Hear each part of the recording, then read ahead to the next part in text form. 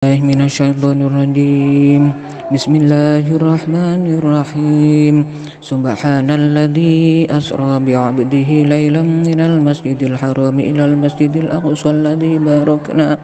الذي باركنا حوله لنريه من آياتنا إنه هو السميع البصير. وآتينا موسى الكتاب وجعلناه هدى لبني إسرائيل ألا تتخذوا من دوني وكيلا ذرية من حملنا مع نوح إنه كان عبدا شكورا. وقضينا إلى بني إسرائيل في الكتاب لتفسدن في الأرض مرتين ولتعلن علوا كبيرا. فإذا جاء وعد أولاهما بعثنا عليكم عبادا لنا أولي بأس شديد فجاسوا خلال الديار وكان وعدا مفعولا. ثم رددنا لكم الكرة عليهم وأمددناكم بأموال وبنين وجعلناكم أكثر نفيرا. إن أحسنتم لأنفسكم وإن أسأتم فلها. فإذا جاء وعد الآخرة ليسوءوا وجوهكم وليدخلوا المسجد كما دخلوه أول مرة وليدبروا ما علوا تدبيرا.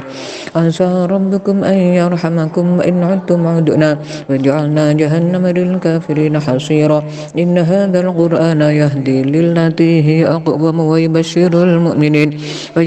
المؤمنين الذين يعملون الصالحات أن لهم أجرا كبيرا وأن الذين لا يؤمنون بالآخرة أعتدنا لهم عذابا أليما. ويدعو الإنسان بالشر دعاءه بالخير وكان الإنسان عجولا. وجعلنا الليل والنهار آيتين فمحونا آية الليل وجعلنا آية النهار مبصرة لتبتغوا فضلا من ربكم ولتعلموا عدد السنين والحساب وكل شيء فصلناه تفصيلا. وكل إنسان ألزمناه طائره في عنقه ونخرج له يوم القيامة كتابا يلقاه منشورا. اقرأ كتابك كفى بنفسك اليوم عليك حسيبا. من اهتدى فإنما يهتدي لنفسه ومن ضل فإنما يضل عليها ولا تزر وازرة وزر أخرى وما كنا معذبين حتى نبعث رسولا. وإذا أردنا أن نهلك قرية أمرنا مترفيها ففسقوا فيها فحق عليها القول فدمرناها تدميرا. وكم أهلكنا من القرون من بعد نوح وكفى بربك بذنوب عباده خبيرا بصيرا. من كان يريد العاجلة عجلنا له فيها ما نشاء لمن نريد ثم جعلنا له جهنم يصلاها مذموما مدحورا. ومن أراد الآخرة وسعى لها سعيها وهو مؤمن فأولئك كان سعيهم مشكورا. كلا نمد هؤلاء وهؤلاء من عطاء ربك وما كان عطاء ربك محظورا. انظر كيف فضلنا بعضهم على بعض وللآخرة أكبر درجات وأكبر تفضيلا. لا تجعل مع الله إلها آخر فتقعد مذموما مخذولا. وقضى ربك ألا تعبدوا إلا إياه وبالوالدين إحسانا إما يبلغن عندك الكبر أحدهما أو كلاهما فلا تقل لهما أف ولا تنهرهما وقل لهما قولا كريما واخفض لهما جناح الذل من الرحمة وقل رب ارحمهما كما ربياني صغيرا.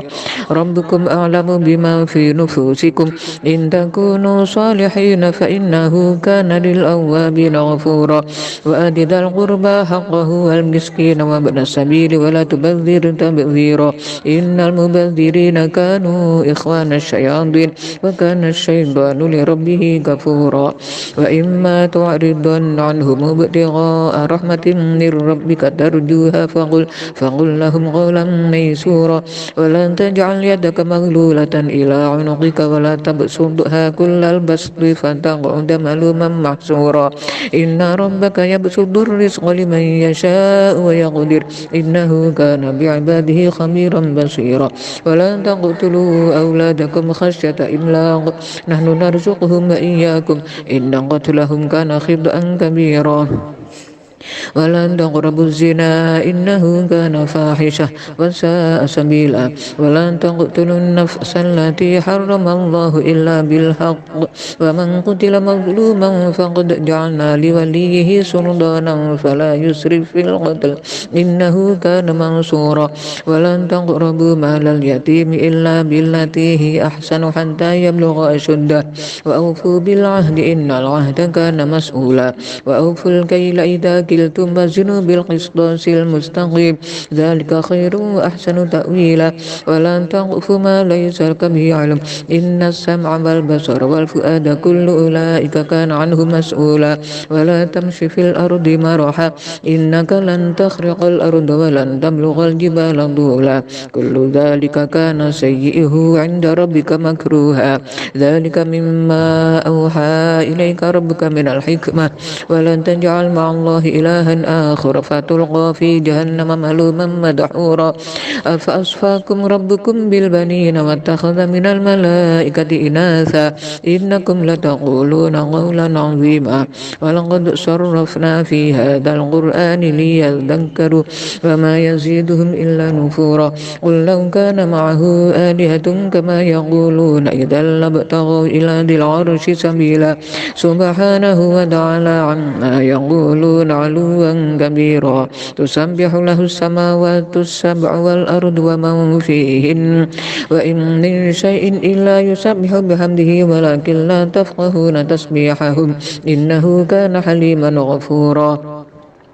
وإذا قرأت القرآن جعلنا بينك وبين الذين لا يؤمنون بالآخرة حجابا مستورا وجعلنا على قلوبهم أكنة أن يفقهوه وفي آذانهم وقرا وإذا ذكرت ربك في القرآن وحده ولوا على أدبارهم نفورا نحن أعلم بما يستمعون به إذ يستمعون إليك وإذ هم نجوى إذ يقول الظالمون إن تتبعون إلا رجلا مسحورا انظر كيف ضربوا لك الأمثال فضلوا فلا يستطيعون سبيلا وقالوا أإذا كنا عظاما ورفاتا أإنا لمبعوثون خلقا جديدا قل كونوا حجارة أو حديدا أو خلقا مما يكبر في صدوركم فسيقولون من يعيدنا قل الذي فطركم أول مرة فسينغضون إليك رؤوسهم ويقولون متاه قل عسى أن يكون قريبا يوم يدعوكم فتستجيبون بحمده وتظنون إن لبثتم إلا قليلا وقل لعبادي يقولوا التي هي أحسن إن الشيطان ينزغ بينهم إن الشيطان كان للإنسان عدوا مبينا ربكم أعلم بكم إن يشأ يرحمكم أو إن يشأ يعذبكم وما أرسلناك عليهم وكيلا وربك أعلم بمن في السماوات والأرض ولقد فضلنا بعض النبيين على بعض وآتينا داود زبورا قل ادعوا الذين زعمتم من دونه فلا يملكون كشف الضر عنكم ولا تحويلا أولئك الذين يدعون يبتغون إلى ربهم الوسيلة أيهم أقرب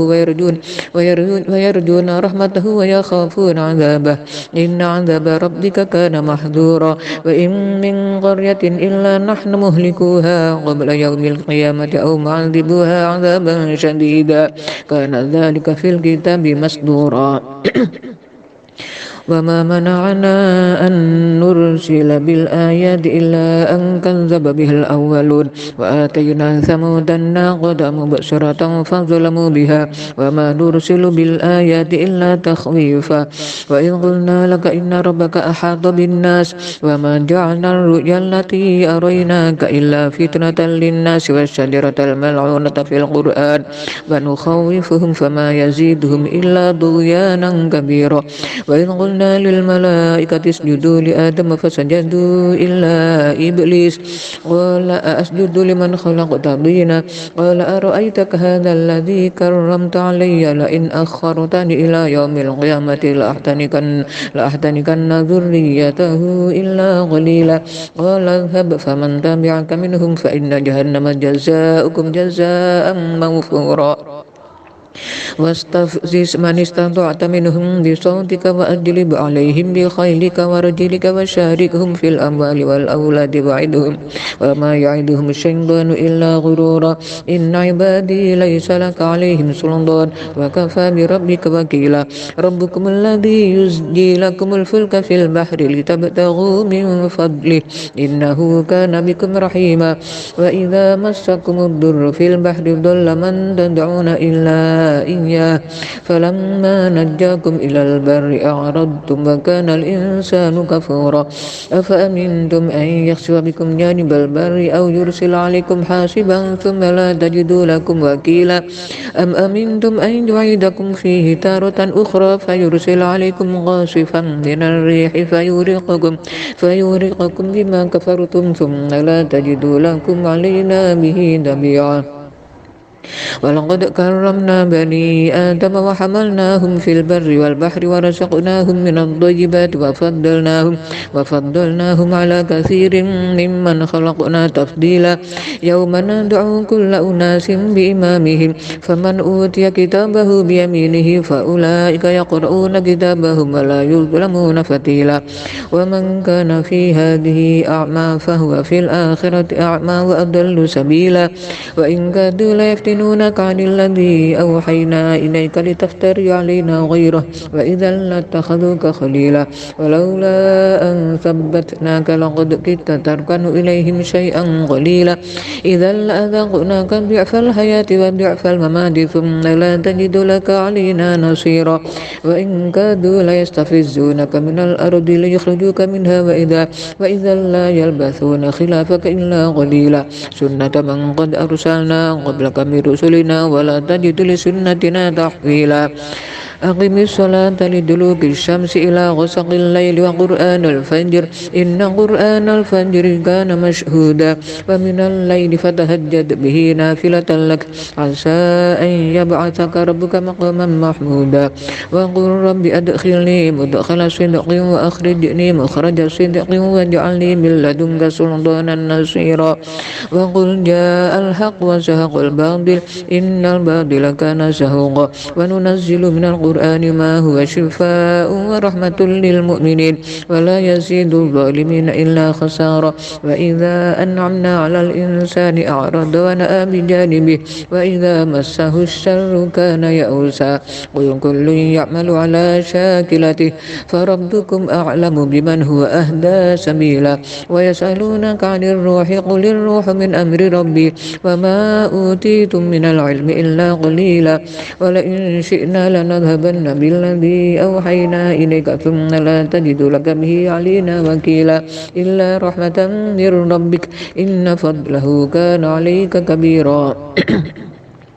قل إن اجتمعت الإنس والجن على أن يأتوا بمثل هذا القرآن لا يأتون بمثله ولو كان بعضهم لبعض ظهيرا ولقد صرفنا للناس في هذا القرآن من كل مثل فأبى أكثر الناس إلا كفورا وقالوا لن نؤمن لك حتى تفجر لنا من الأرض ينبوعا أو تكون لك جنة من نخيل وعنب فتفجر الأنهار خلالها تفجيرا أو تسقط السماء كما زعمت علينا كسفا أو تأتي بالله والملائكة قبيلا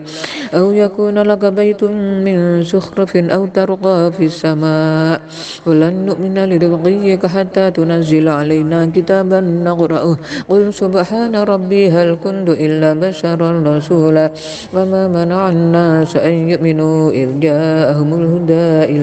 إلا أن قالوا أبعث الله بشرا رسولا قل لو كان في الأرض ملائكة يمشون مطمئنين لنزلنا عليهم من السماء ملكا رسولا قل كفى بالله شهيدا بيني وبينكم إنه كان بعباده خبيرا بصيرا ومن يهد الله فهو المهتد ومن يضلل فلن تجد لهم أولياء من دونه ونحشرهم يوم القيامة على وجوههم عميا وبكما وصما مأواهم جهنم كلما خبت زدناهم سعيرا ذلك جزاؤهم بأنهم كفروا بآياتنا وقالوا أئذا كنا عظاما ورفاتا أئنا لمبعوثون خلقا جديدا أولم يروا أن الله الذي خلق السماوات والأرض قادر على أن يخلق مثلهم ويجعل لهم أجرا لا ريب فيه فأبى الظالمون إلا كفورا قل لو أنتم تملكون خزائن رحمة ربي إذا لأمسكتم خشية الإنفاق وكان الإنسان قتورا ولقد آتينا موسى 9 آيات بينات فاسأل بني إسرائيل إذ جاءهم فقال له فرعون إني لأظنك يا موسى مسحورا قال لقد علمت ما أنزل هؤلاء إلا رب السماوات والأرض بصائر وإني لأظنك يا فرعون مثبورا فأراد أن يستفزهم من الأرض فأغرقناه ومن معه جميعا وقلنا من بعده لبني إسرائيل اسكنوا الأرض فإذا جاء وعد الآخرة جئنا بكم لفيفا وبالحق أنزلناه وبالحق نزل وما أرسلناك إلا مبشرا ونذيرا وقرآنا فرقناه لتقرأه على الناس على مكث ونزلناه تنزيلا قل آمنوا به أو لا تؤمنوا إن الذين أوتوا العلم من قبله إذا يتلى عليهم يخرون للأذقان سجدا ويقولون سبحان ربنا إن كان وعد ربنا لمفعولا ويخرون للأذقان يبكون ويزيدهم خشوعا سبحان الله والحمد لله ولا إله إلا الله والله أكبر سبحان الله والحمد لله ولا إله إلا الله والله أكبر سبحان الله والحمد لله ولا إله إلا الله والله أكبر ولا حول ولا قوة إلا بالله العلي العظيم قل ادعوا الله أو ادعوا الرحمن أيما تدعوا فله الأسماء الحسنى ولا تجهر بصلاتك ولا تخافت بها وابتغ بين ذلك سبيلا وقل الحمد لله الذي لم يتخذ ولدا ولم يكن له شريك في الملك ولم يكن له ولي من الذل وكبره تكبيرا الله أكبر بسم الله الرحمن الرحيم الحمد لله الذي أنزل على عبده الكتاب ولم يجعل له عوجا قيما لينذر بأسا شديدا من لدنه ويبشر المؤمنين الذين يعملون الصالحات أن لهم أجرا حسنا ماكثين فيه أبدا وينذر الذين قالوا اتخذ الله ولدا ما لهم به من علم ولا لآبائهم كبرت كلمة تخرج من أفواههم إن يقولون إلا كذبا فلعلك باخع نفسك على آثارهم إن لم يؤمنوا بهذا الحديث أسفا إنا جعلنا ما على الأرض زينة لها لنبلوهم أيهم أحسن عملا وإنا لجاعلون ما عليها صعيدا جرزا أم حسبت أن أصحاب الكهف والرقيم كانوا من آياتنا عجبا إذ أبى الفتية إلى الكهف فقالوا ربنا آتنا من لدنك رحمة وهيئ لنا من أمرنا رشدا فضربنا على آذانهم في الكهف سنين عددا ثم بعثناهم لنعلم أي الحزبين أحصى لما لبثوا أمدا نحن نقص عليك نبأهم بالحق إنهم فتية آمنوا بربهم زدناهم هدى وربطنا على قلوبهم إذ قاموا فقالوا ربنا رب السماوات والأرض لن ندعو من دونه إلها لقد قلنا إذا شططا هؤلاء قوم اتخذوا من دونه آلهة لولا يأتون عليهم بسلطان بين فمن أظلم ممن افترى على الله كذبا وإذ اعتزلتموهم وما يعبدون إلا الله فأووا إلى الكهف ينشر لكم ربكم من رحمته ويهيئ لكم من أمركم مرفقا وترى الشمس إذا طلعت تزاور عن كهفهم ذات اليمين وإذا غربت تقرضهم ذات الشمال وهم في فجوة منه ذلك من آيات الله من يهد الله فهو المهتد ومن يضلل فلن تجد له وليا مرشدا وتحسبهم أيقاظا وهم رقود وثمود ونقلبهم ذات اليمين وذات الشمال وكلبهم باسط ذراعيه بالوصيد لو اطلعت عليهم لوليت منهم فرارا ولملئت منهم رعبا وكذلك بعثناهم ليتساءلوا بينهم قال قائل منهم كم لبثتم قالوا لبثنا يوما أو بعد يوم قالوا ربكم أعلم بما لبثتم فابعثوا أحدكم بورقكم هذه إلى المدينة فلينظر أيها أزكى طعاما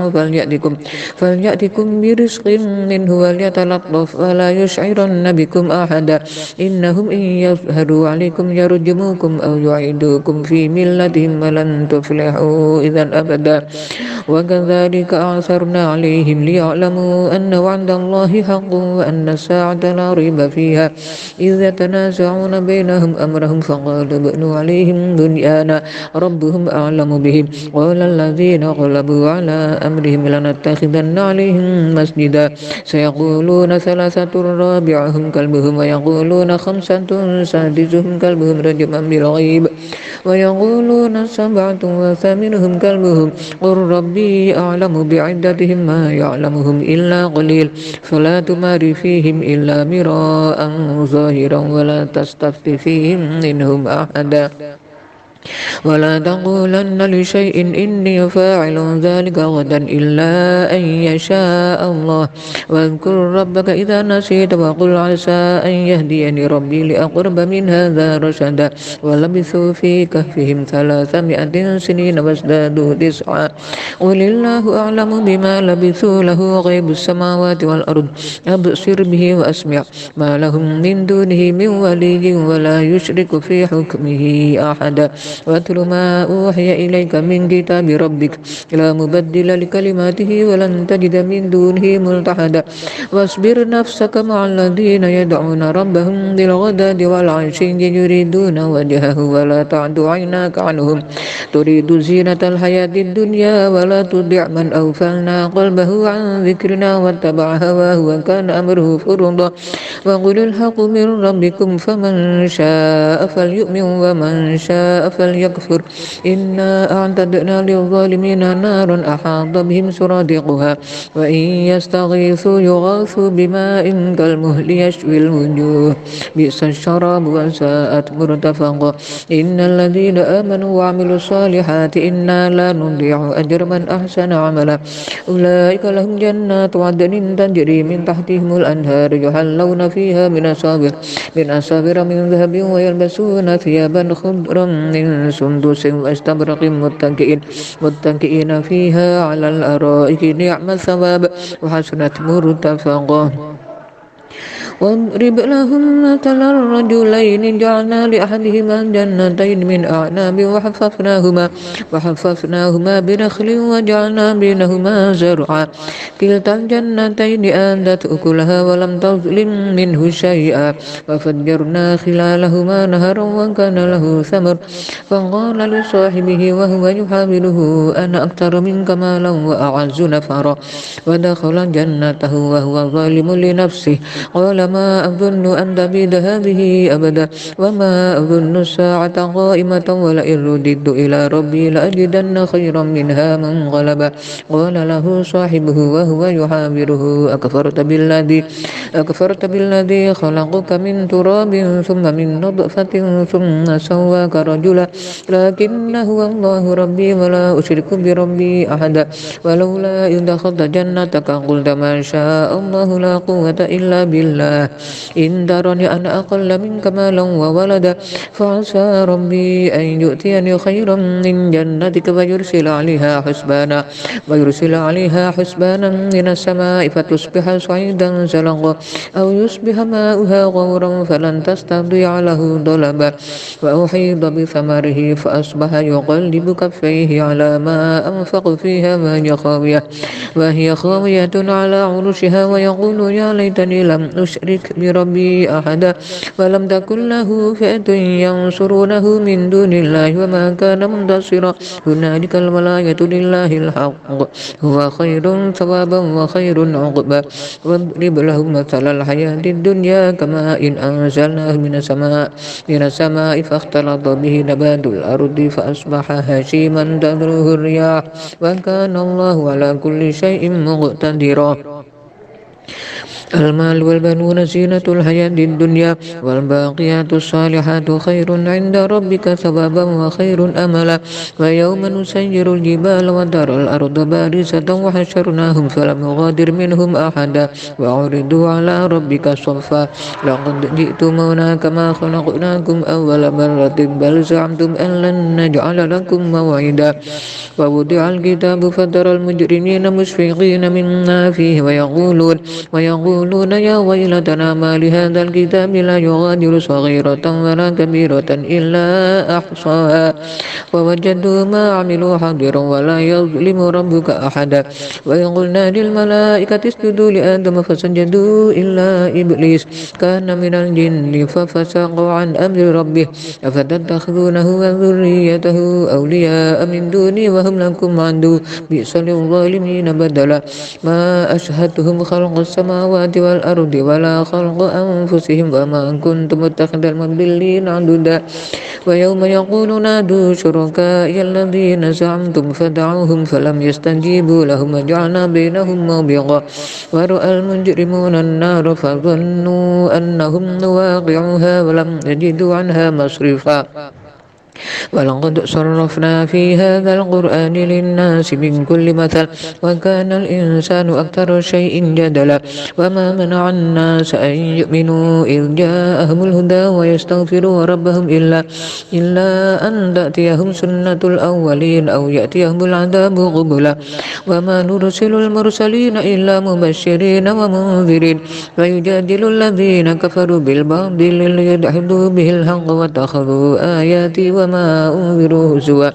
ومن أظلم ممن ذكر بآيات ربه فأعرض عنها ونسي ما قدمت يداه إنا جعلنا على قلوبهم أكنة أن يفقهوه وفي آذانهم وقرا وإن تدعوهم إلى الهدى فلن يهتدوا إذا أبدا وربك الغفور ذو الرحمة لو يؤاخذهم بما كسبوا لعجل لهم العذاب بل لهم موعد لن يجدوا من دونه موئلا وتلك القرى أهلكناهم لما ظلموا وجعلنا لمهلكهم موعدا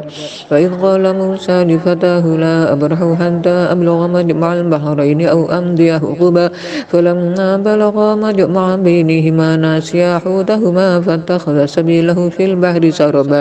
فلما جاوزا قال فتاه آتنا غداءنا لقد لقينا من سفرنا هذا نصبا قال أرأيت إذ أبينا إلى الصخرة فإني نسيت الحوت وما أنسانيه إلا الشيطان أن أذكره واتخذ سبيله في البحر عجبا قال ذلك ما كنا نبغي فارتدا على آثارهما قصصا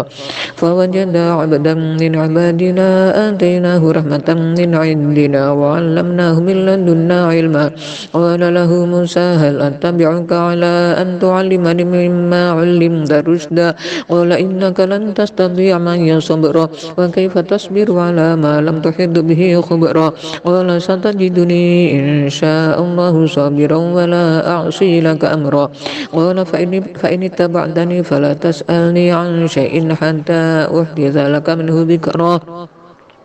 فانطلقا حتى إذا ركبا في السفينة خرقها قال أخرقتها لتغرق أهلها لقد جئت شيئا إمرا قال ألم أقل إنك لن تستطيع معي صبرا قال لا تؤاخذني بما نسيت ولا ترهقني من أمري عسرا فانطلقا حتى إذا لقيا غلاما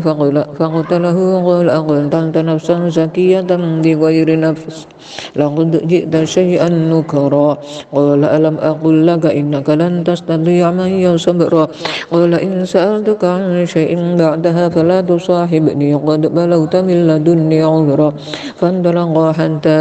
إذا أتيا أهل قرية استطعما أهلها فأبوا أن يضيفوهما فوجدا فيها جدارا يريد أن ينقض فأقامه قال لو شئت لاتخذت عليه أجرا قال هذا فراق بيني وبينك سأنبئك بتأويل ما لم تستطع عليه صبرا. أما السفينة فكانت المساكين يعملون في البحر فأردت أن أعيبها وكان وراءهم ملك يأخذ كل سفينة غصبا. وأما الغلام فكان أبواه مؤمنين فخشينا أن يرهقهما طغيانا وكفرا فأردنا أن يبدلهما ربهما خيرا منه زكاة وأقرب رحمة. وأما الجدار فكان لغلامين يتيمين في المدينة وكان تحته كنز لهما وكان أبوهما صالحا فأراد ربك أن يبلغا أشدهما ويستخرجا كنزهما رحمة من ربك وما فعلته عن أمري ذلك تأويل ما لم تستطع عليه صبرا. ويسألونك عن ذي القرنين قل سأتلو عليكم منه ذكرا إنا مكنا له في الأرض وآتيناه من كل شيء سببا فأتبع سببا حتى إذا بلغ مغرب الشمس وجدها تغرب في عين هامئة ووجد عندها قوما قلنا يا ذا القرنين إما أن تعذب وإما أن تتخذ فيهم حسنا قال أما من ظلم فسوف نعذبه ثم يرد إلى ربه فيعذبه عذابا نكرا. وأما من آمن وعمل صالحا فله جزاء الحسنى وسنقول له من أمرنا يسرا ثم أتبع سببا حتى إذا بلغ مطلع الشمس وجدها تطلع على قوم لم نجعل لهم من دونها سترا كذلك وقد أحطنا بما لديه خبرا ثم أتبع سببا حتى إذا بلغ بين السدين وجد من دونهما قوما لا يكادون يفقهون قولا قالوا يا ذا القرنين إن يأجوج ومأجوج مفسدون في الأرض فهل نجعل لك خرجا على أن تجعل بيننا وبينهم سدا قال ما مكني فيه ربي خير فأعينوني بقوة أجعل بينكم وبينهم ردما آتوني زبر الحديد حتى إذا ساوى بين الصدفين قال انفخوا حتى إذا جعله نارا قال آتوني أفرغ عليه غبرا فما استطاعوا أن يظهروه وما استطاعوا له نقبا قال هذا رحمة من ربي فإذا جاء وعد ربي جعله دكا وكان وعد ربي حقا وتركنا بعضهم يومئذ يموج في بعض ونفخ في الصور فجمعناهم جمعا وعرضنا جهنم يومئذ للكافرين عرضا الذين كانت أعينهم في غضاء عن ذكري وكانوا لا يستطيعون سمعا أفحسب الذين كفروا أن يتخذوا عبادي من دوني أولياء إنا أعتدنا جهنم للكافرين نزلا قل هل ننبئكم بالأخسرين أعمالا الذين ضل سعيهم في الحياة الدنيا وهم يحسبون أنهم يحسنون صنعا أولئك الذين كفروا بآيات ربهم ولقائه فاحبطت أعمالهم فلا نقيم لهم يوم القيامة وزنا ذلك جزاؤهم جهنم بما كفروا واتخذوا آياتي ورسلي هزوا إن الذين آمنوا وعملوا الصالحات كانت لهم جنات الفردوس نزلا خالدين فيها لا يبغون عنها حولا قل لو كان البحر مدادا لكلمات ربي لنفد البحر قبل أن تنفد كلمات ربي ولو جئنا بمثله مددا قل إنما أنا بشر مثلكم يوحى إلي أنما إلهكم إله واحد فمن كان يرجو لقاء ربه فليعمل عملا صالحا ولا يشرك بعبادة ربه أحدا صدق الله العظيم. اللهم ارحمنا بالقرآن واجعله لنا إماما ونورا وهدى ورحمة اللهم ذكرنا منه ما نسينا وعلمنا منه ما جهلنا وارزقنا تلاوته آناء الليل وأطراف النهار واجعله لنا حجة يا رب